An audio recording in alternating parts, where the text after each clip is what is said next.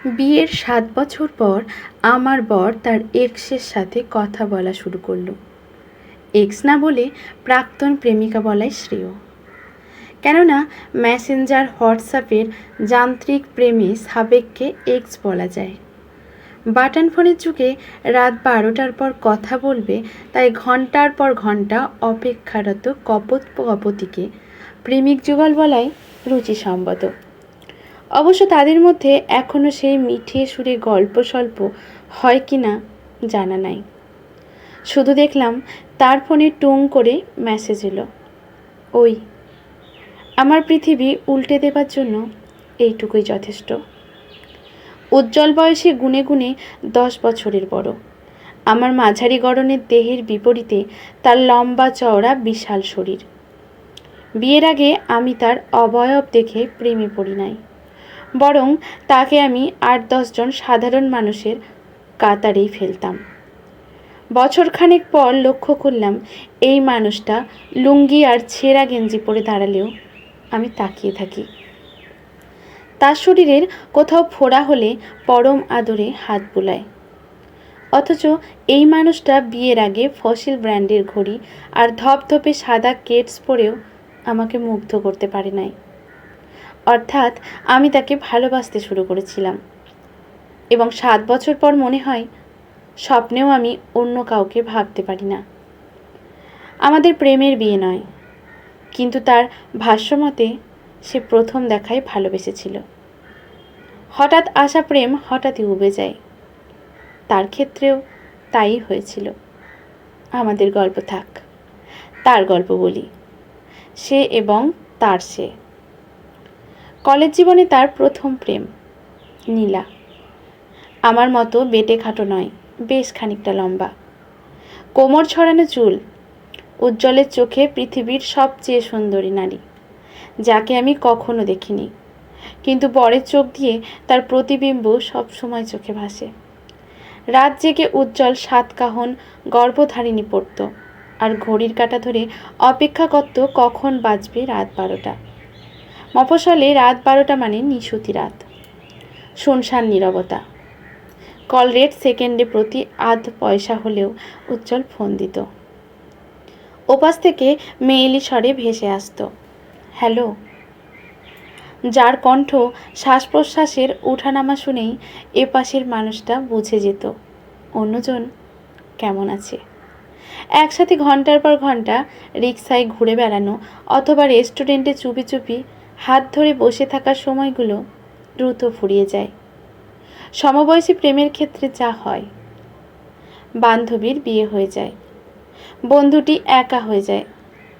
উজ্জ্বলের ক্ষেত্রেও তাই হয়েছিল। ওদের গল্পটা খুব কাছ থেকে আমার জানা। তার কাঁধে মাথা রেখে কত শত কথার ফাঁকে কখনো সে অতীতের গল্প বলা শুরু করত। আমি ওর ভাবালু চোখের দিকে তাকিয়ে সেই মেয়েটাকে দেখতাম, ওর জীবনের প্রথম নারী। সত্যি বলতে কি, তাতে আমার মনে বিন্দুমাত্র আক্ষেপ ছিল না, কেননা আমি মনে প্রাণে বিশ্বাস করতাম তার বর্তমান এবং ভবিষ্যৎ জুড়ে শুধু আমার বসবাস। অথচ ছোট্ট একটা মেসেজ আমার ভাবনা কেমন মিথ্যে করে ফেলল। সে তার অতীতকে মিস করছে বলেই তার গল্পে ঘুরে ফিরে একজন আসে এবং যথারীতি যোগাযোগ শুরু করেছে। যোগাযোগ হয়তো আমার অগোচরে আগেই ছিল। হঠাৎ আমি দেখে মাথায় বজ্রাঘাত ঘটল। অন্য কোনো মেয়ে হলে চুপি চুপি কিছুদিন গোয়েন্দাগিরি করে জল কতখানি ঘোলা হয়েছে তলিয়ে দেখত। আমি বোকা হাদার মতো তখনই চিৎকার চেঁচামেচি করে তার চুল টেনে ধরতাম। সে সমানে অস্বীকার করে। তার মতো গোবেচারা ভদ্রলোকই হয় না। ওই বেচারি কেন মেসেজ করেছে সে জানে না। ডাহা মিথ্যে কথা। একটু পরেই স্বীকার করে নিল। দুজনের কথা হয়েছে, আজই প্রথম কথা হলো। কেঁচো খুঁড়তে সাপ বের হবে, তাই সে শুধু সাপের লেজটা দেখিয়ে আমাকে সন্তুষ্ট করল। আমি তৎক্ষণাৎ চুপ হয়ে গেলাম। সে ভীষণ চেষ্টা করলো আমাকে সহজ করার, আর আমি সহজ ভান করে দিন যাপন করতে লাগলাম। রাত হলে সে ঘুমিয়ে যায়, আমার ঘুম হয় না। রাজ্যের চিন্তা মাথায় ভর করে।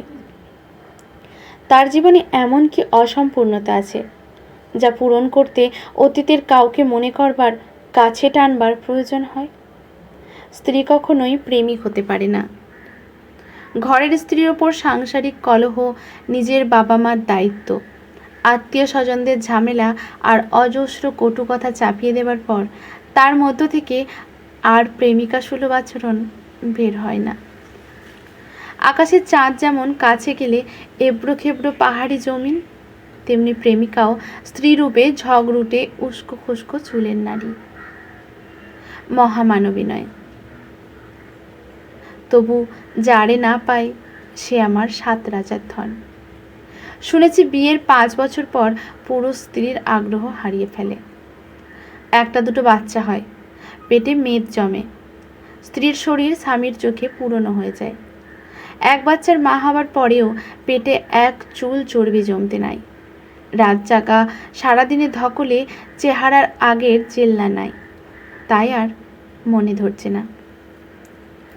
তারপর ভাবলাম, তার বহু বছর আগের তরুণ ছিপছিপে দেহটা আমার ভালো লাগতো না, আর এখন ভুঁড়িওয়ালা পেটে হাত রেখে পরম শান্তিতে ঘুমায়। সে কখনোই ভালোবাসে নাই। ভালোবাসার মানুষ হচ্ছে ওয়াইনের মতো, যত পুরনো হয় তত স্বাদ গন্ধে অনন্য হয়। তাকে বলার মতো কথাগুলো আকস্মিক থেমে গেল। তাকে স্পর্শ করার আকাঙ্ক্ষা ফিকে হয়ে যাচ্ছে। কে জানে, হতে পারে আমাকে জড়িয়ে ধরেও সে অন্য কারো কথা ভাবে। সে মেয়েটাকে ব্লক করে রেখেছে, এটাও তার এক প্রকার চতুরতা। ব্লক করার আগে নিশ্চয়ই বলে নিয়েছে, বউ দেখে ফেলেছে। ভেতরে পাপ না থাকলে সে স্বাভাবিক থাকতো, ভালো মানুষই দেখিয়ে ব্লক করতে যেত না। অতঃপর আমি ভদ্র মহিলার আইডি ঘাঁটতে লাগলাম। 8 পৌড়ে সাজের মধ্যবয়সী নারী, চেনা চেনা মুখ। একটু লক্ষ্য করে বুঝলাম এই মহিলা আমার পোস্টে ভুলবশত কয়েকদিন লাইক করে ফেলেছিল। নোটিফিকেশানে তার চেহারা বারংবার এসেছে, তাই এত পরিচিত। বরের সাথে দহরম মহরম না থাকলে তিনি নিশ্চয়ই সাবেক বন্ধুর স্ত্রী আইডিতে ঘাঁটতে আসতো না। একবার মনে হলো নক করে ইচ্ছে মতো ধুয়ে দিই, তারপর রুচিতে বাঁধল। 7.5 বছর পাশাপাশি ঘুমিয়েও বরকে বশ করতে পারলাম না। নিজের ব্যর্থতার দায় অন্যের ওপর চাপিয়ে দিয়ে কি লাভ? মধ্য 30-এর পর নারীরা ক্রমশ একা হয়ে পড়ে। সন্তান, স্কুল, বন্ধুবান্ধব নিয়ে ব্যস্ত। স্বামীও আগের মতো সময় দেয় না। যেইটুকু কথা হয় সংসার সন্তানাদি নিয়ে। সব থাকার পরেও একাকিত্বের মতো অসুখ আর হয় না। কম বেশি সবাই এই রোগে ভোগেন। তিনিও হয়তো অসুখে ভুগে পুরনো বন্ধুর সাহচর্য উপভোগ করছেন। মনকে প্রবোধ দেবার ছলে মানুষ কত আবোল তাবোল ভাবে। কোনটা সঠিক, কোনটা বেঠিক, ওপরওয়ালাই ভালো জানেন। এদেশে মেয়েদের বিবাহিত জীবনে ভালো থাকা চরম কষ্টকর। 2-4 জন ব্যতিক্রম, বাদে সবার অবস্থা এমন। হাতেও যদি তারে না মারিত, তারে সহজে মারিত ঠোঁটে।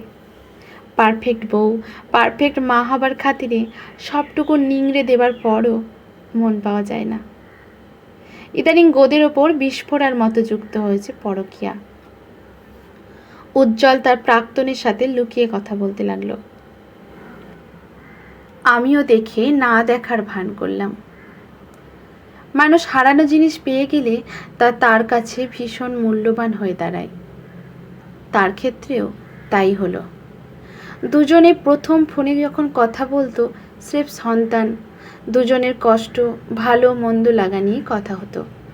তারপর শুরু হলো স্মৃতিচারণ, তাদের প্রথম দেখা, খুনসুটি। নীলাকে হারানোর পর উজ্জ্বলের দীর্ঘ যন্ত্রণাদায়ক রাত যাপনের ইতিহাস। নীলা দীর্ঘশ্বাস ছাড়ে, ভিতর থেকে আফসোস আসে। ইস, তোমার সাথে বিয়ে হলে জীবনটা হয়তো অন্যরকম হতো। উজ্জ্বল দুর্দান্ত অভিনেতা বলে দুদিক সুন্দর সামলাচ্ছিল, বউ এবং বান্ধবী। প্রাক্তন প্রেমিকা কিন্তু কখনোই পরবর্তী জীবনে বন্ধু হতে পারে না। যে হাত একবার কামনায় স্পর্শ করা হয়েছে সেই হাত কখনোই রসকসহীন লাগার কথা নয়। দুজনের ছবি বিনিময় চলে। নীলা আগের মতো সুন্দরী নেই, তবু উজ্জ্বলের মেদবহুল শরীরে সেই ছিপছিপে গড়নের তরুণীর ছবি ভাসে। স্বামীর কাছে পরাজিত হয়েই সংসারের দেনা পাওনার হিসাব ভাবতে লাগলাম। যেই পুরুষ স্ত্রী এবং সন্তানকে পরিবারের বাকি সব সদস্যদের বিনোদনের জন্য ব্যবহার করে, তাকে এক কথায় কি বলে সংজ্ঞায়িত করা যায় বলুন তো?